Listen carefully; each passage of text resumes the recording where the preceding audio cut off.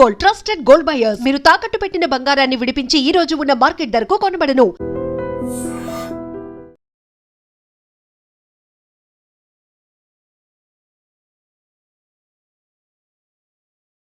నమస్తే, welcome to I dream. ఇప్పుడే ఒక బ్రేకింగ్ న్యూస్ వచ్చింది.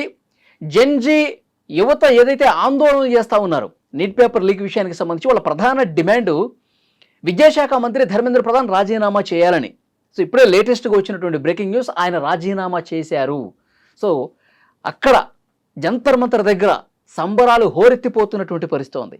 సో దీని గురించి మనం క్లియర్గా ఈ వీడియోలో డిస్కస్ చేద్దాం. ప్రస్తుతం నాతో పాటు ఉన్నారు ఎడ్యుకేషనల్ కౌన్సిలర్, అలాగే డైరెక్టర్ స్పార్క్ అకాడమీ నుంచి యశస్వి సంతోష్ గారు. సార్ నమస్తే. నమస్తే అండి, thanks for having me. Yeah, Santosh గారు, మీరు గత కొన్ని రోజులుగా ఆందోళన చూస్తున్నారు. సోనం వాంగ్చుక్ ఆయన నిరాహార దీక్ష కావచ్చు, తర్వాత ఆయన దీక్ష విరమించిన అభిజిత్ దీప్కే సిజేపీ చీఫ్, ఆయన కూడా చాలా క్లియర్గా చెప్పాడు, ఆయన రాజీనామాకే మేము కట్టుబడి ఉన్నాం. 2-3 డిమాండ్స్కి కేంద్ర ప్రభుత్వం ఓకే చెప్పింది, అది కాదు మాకు ఆయన రాజీనామా చేయాల్సిందని చెప్పి దానికి కట్టుబడి ఉన్నారు. సో ఇవాళ కేంద్ర మంత్రులు కూడా ఇవాళ ఈ టైం ఇవ్వమన్నారు, 24 hours మాకు టైం ఇవ్వండి, దీని మీద కూడా మేము మాట్లాడతామని.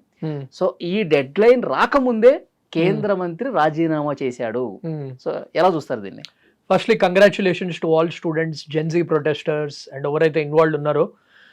మనం అందరం అనుకుంది హ్యాస్ ఫైనలీ హ్యాపెండ్. అంటే మనకి నీట్ పేపర్ లీక్ అయిన రోజే మనం ఒక ఇంటర్వ్యూ చేసాము మన ఐ డ్రీమ్ త్రూనే. అప్పుడు కూడా నేను చెప్పింది అదే, ఫస్ట్ ఏంటంటే responsibility should always come from the top. అంటే నేను అనట్లేదు ధర్మేంద్ర ప్రధాన్ వల్లనే ఈ లీక్ అయిందని, but again it happened under his eyes, ఎవరు చేసినా కానీ. So it is actually a fantastic news. ఎందుకంటే దిస్ షోస్ దట్ జెన్జీ వాళ్ళు ఏమనుకుంటే అది సాధించగలుగుతారు. సో అది మనం నేపాల్లో ఆల్రెడీ చూసాము, ఇక్కడ కూడా చూసాము. కొన్ని యాంటీ సోషల్ ఎలిమెంట్స్ ఈ ప్రొటెస్ట్ ని టేక్ ఓవర్ చేసి వేరే యాంగిల్ ఇద్దామని చూసింది, కానీ జెన్జీ వాళ్ళు అక్కడే స్టిక్ అయి ఉన్నారు. నిన్న మనకి తెలిసిందే హైదరాబాద్ లో కూడా ప్రొటెస్ట్ జరిగింది, వేరే ప్లేసెస్ లైక్ ముంబైలో కూడా జరుగుతుంది, దేశవ్యాప్తంగా మెల్లిమెల్లిగా జరుగుతూనే ఉంది. So it is a welcome change is my first reaction on this. Okay, అయితే ఇప్పుడు ఈ నీట్ పేపర్ లీకేజీ గురించి మనం ప్రధానంగా మాట్లాడుకోవాలి. దాని గురించే ఈ ఉద్యమం అనేది స్టార్ట్ అయింది. అభిజిత్ దీప్కే సోషల్ మీడియాలో ఒక ఇన్స్టాగ్రామ్ అకౌంట్ ఆయన ఇట్లా ఓపెన్ చేసేటో లేదో 24 hours లోనే మిలియన్స్ ఫాలోవర్స్ వచ్చేసారు.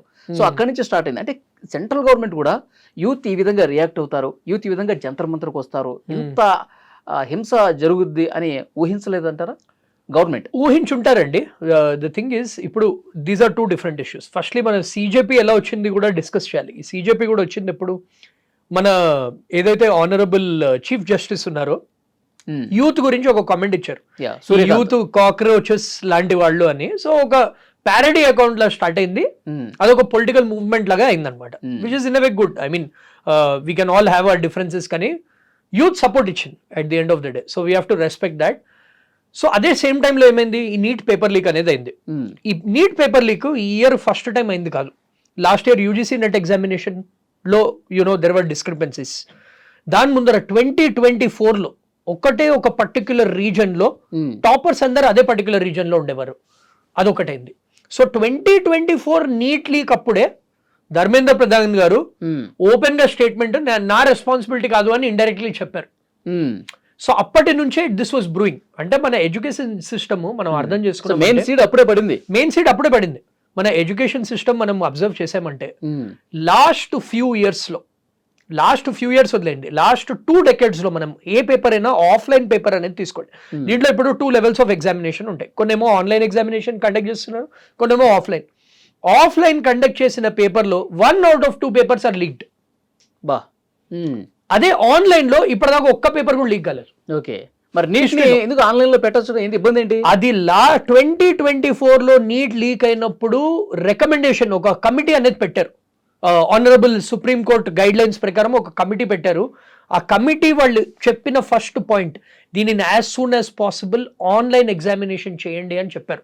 ఇలా మాలాంటి ఎడ్యుకేషన్ కౌన్సిలర్స్, డైరెక్టర్స్ వాళ్ళందరినీ కూడా కన్సల్టేషన్ తీసుకుని మేము కూడా రాసాము, సేయింగ్ దట్ ఆన్లైన్ పేపర్ చేయండి. ఎందుకంటే సింపుల్ లాజిక్ అండి, JEE examination 16 lakh students wrote in the same year, conduct చేసింది ఎన్టీఏ బాడీనే, పేపర్ లీక్ అవ్వలేదు.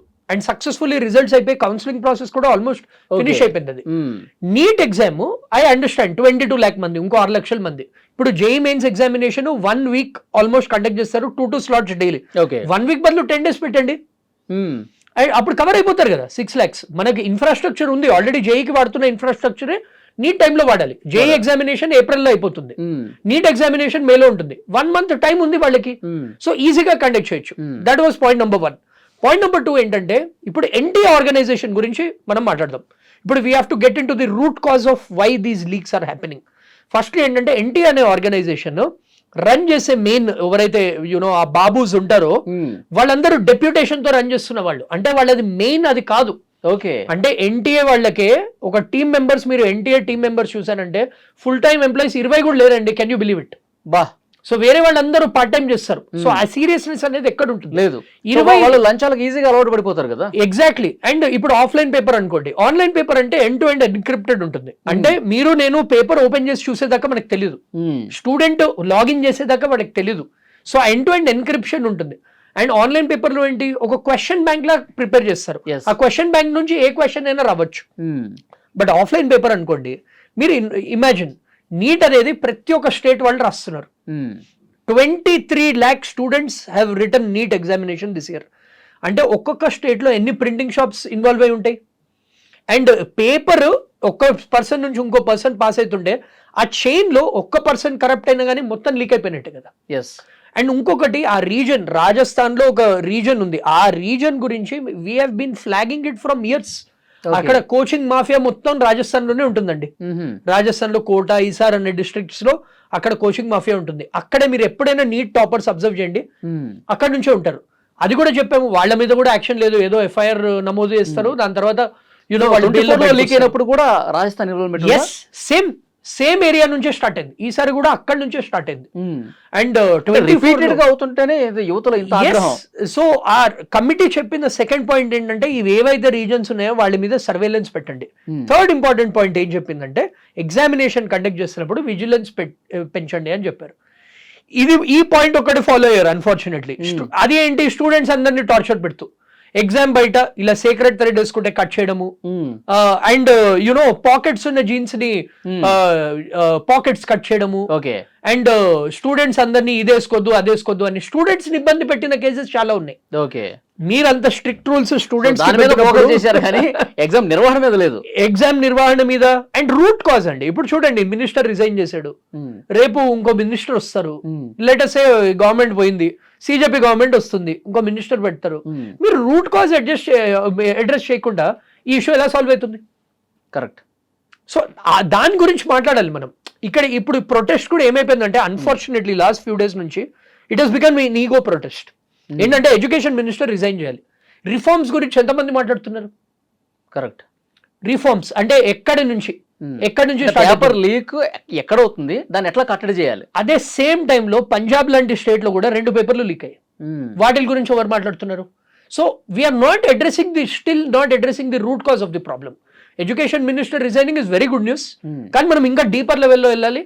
అండ్ మనం ఇదంతా కూడా ఇప్పుడు యువత చేసిన ఆందోళన వల్ల ఇంత భయం వచ్చింది కాబట్టి ఇప్పుడు రూట్ కాజ్ లోకి తప్పకుండా వెళ్ళాల్సిన పరిస్థితి. ఆల్రెడీ మనకి నరేంద్ర మోదీ గారు 2 days ముందర మిడ్ నైట్ ఇన్స్టాగ్రామ్ లో ఒక రీల్ పెట్టారు, saying that fast track courts పెడుతున్నారు ఇవన్నీ.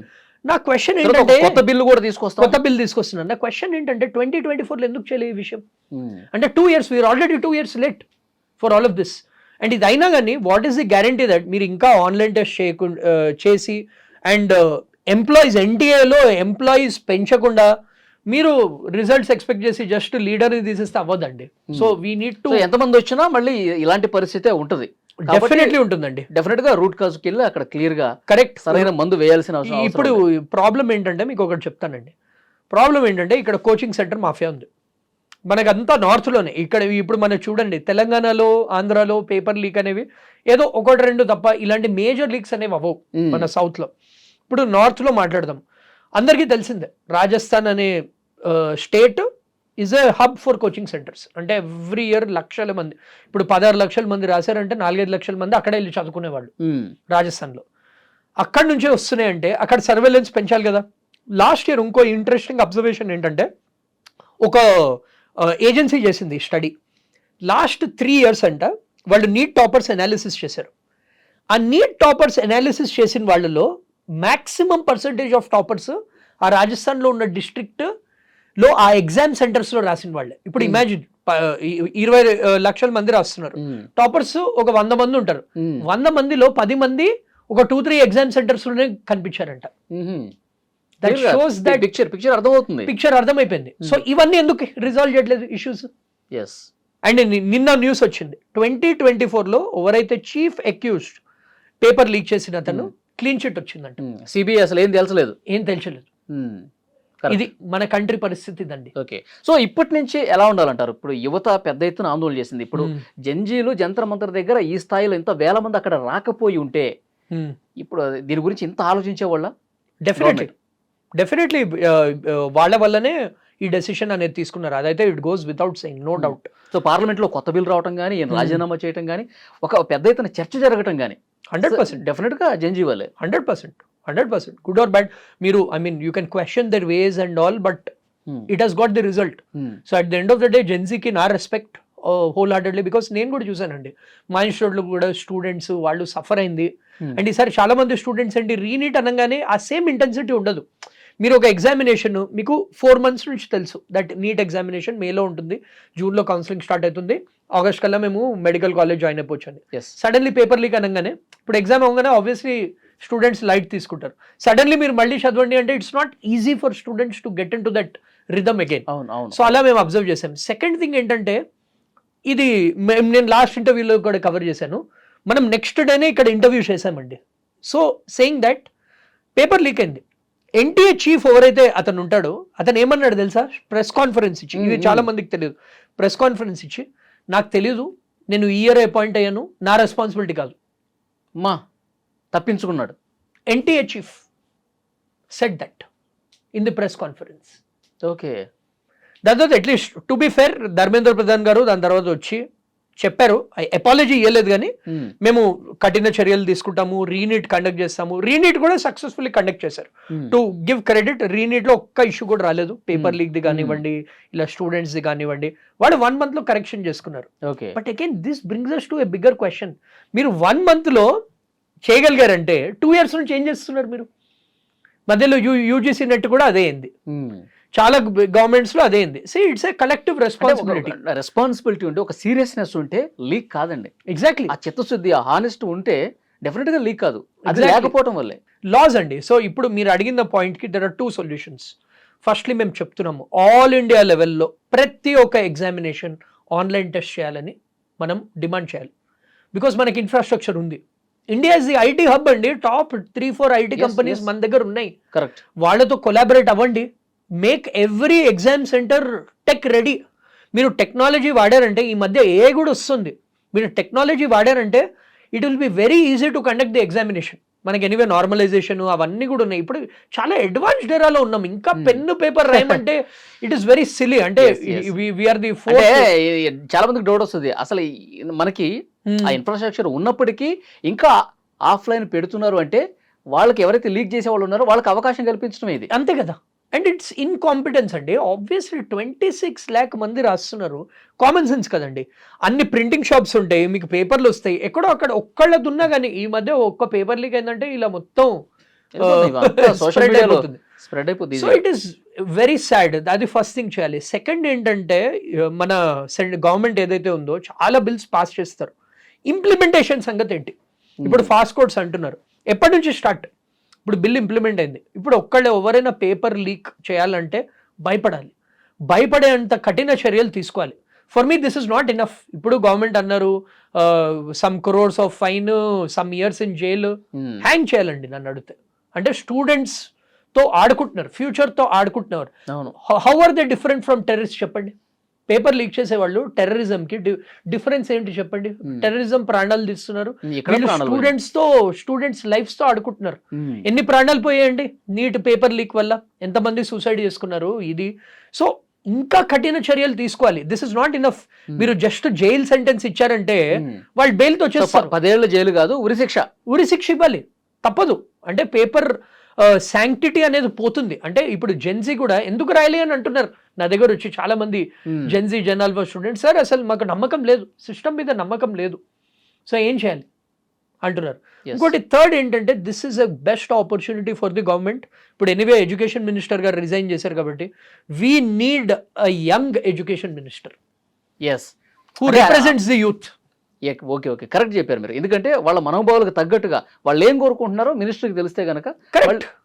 ఇప్పుడు ఫర్ ఎగ్జాంపుల్ చెప్పండి, మనం మన పేరెంట్స్తో మాట్లాడతాం, మనం మాట్లాడే సగం విషయాలు related to present scenario are education కానీ వాళ్ళకి అంత తెలియదు. It's the same. సో మీరు ఎవరో ఓల్డ్ పర్సన్ని ఎడ్యుకేషన్ మినిస్టర్ పెడితే ఇప్పుడు మన యూత్లో ఏమేమి ప్రాబ్లమ్స్ ఉన్నాయి చెప్పండి. పేపర్ లీక్స్తో స్టార్ట్ చేద్దాం. పేపర్ లీక్స్ నడుస్తూనే ఉన్నాయి 20 years నుంచి. అన్ఎంప్లాయ్మెంట్ ఆల్ టైమ్ హై ఉంది. ఇప్పుడు అన్ఎంప్లాయ్మెంట్ సాల్వ్ చేయాలంటే ఏంటి? Again education, through education systems. ఇది నేను I was so happy when central government introduce new education policy అని పెట్టారు. అది ఇంప్లిమెంట్ ఎక్కడ చేస్తున్నారు? ఎవ్వరు చేయట్లేదు. ఓకే, న్యూ ఎడ్యుకేషన్ పాలసీ 2020లోనే they set they have to implement. అంటే కోడింగ్ ఇవన్నీ అన్ని స్కూల్స్ కి స్కిల్స్ నేర్పియండి. ఇది అదే.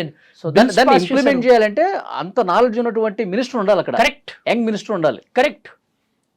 థర్డ్, మీరు గవర్నమెంట్ స్కూల్స్కి వెళ్ళి ఉంటారు, గవర్నమెంట్ కాలేజెస్కి వెళ్ళి ఉంటారు. అక్కడ వాళ్ళందరూ మన డిఎస్సి ఎగ్జామ్స్ అవన్నీ రాసుకొని వస్తారు. ఎంతమందికి చెప్పండి మన మోడర్న్ స్కిల్స్ కావాల్సినవి వాళ్ళకు ఉన్నాయి? వాళ్ళు ఎంతమంది? సో వాళ్ళకి ఫస్ట్ ఉండాలి కదా. If you want to give knowledge to the children, last 20 years నుంచి సేమ్ ఇంటర్మీడియట్ టెక్స్ట్ బుక్ చూస్తున్నాను. Where are you know the skills getting transferred? అంటే మారుతున్న కాలానికి అనుగుణంగా మారాలి. సో గవర్నమెంట్ కూడా they are spending lot of money on government teachers, government schools. Already they are doing a lot. కానీ టీచర్స్ని కూడా అప్స్కిల్ చేయండి. This is very important. And fourth thing is, ఇప్పుడు ఏవైతే డిస్ట్రిక్ట్స్ ఉన్నాయో వేర్ లీక్స్ ఆర్ హ్యాపెనింగ్, దాని మీద surveillance పెంచండి. It is very obvious. మీరు ఏ కోచింగ్ సెంటర్ వెళ్ళి అడగండి which is the hub where it is happening అంటే వాళ్ళు పాయింట్అవుట్ చేసి చెప్తారు. ఈ కోచింగ్ మాఫియా ఏదైతే ఉందో అది బ్రేక్ చేయడం ఇస్ వెరీ వెరీ ఇంపార్టెంట్. చాలా మంచి పాయింట్స్ లేవనెత్తారు. డెఫినెట్గా కేంద్ర ప్రభుత్వం మీరు ఏవైతే పాయింట్స్ లేవనెత్తారో ఇవి యూత్ పాయింట్స్. ఇవి మీరు చెప్పింది. ఎస్, ఇప్పుడు జెన్జీ ఆందోళన చేస్తుంది వీటి గురించి. సో డెఫినెట్గా వీటిని అడ్రస్ చేయాల్సినటువంటి అవసరం ఉంది. మళ్ళీ ఇలాంటివి రిపీట్ కాకుండా చూడాల్సినటువంటి అవసరం ఉంది.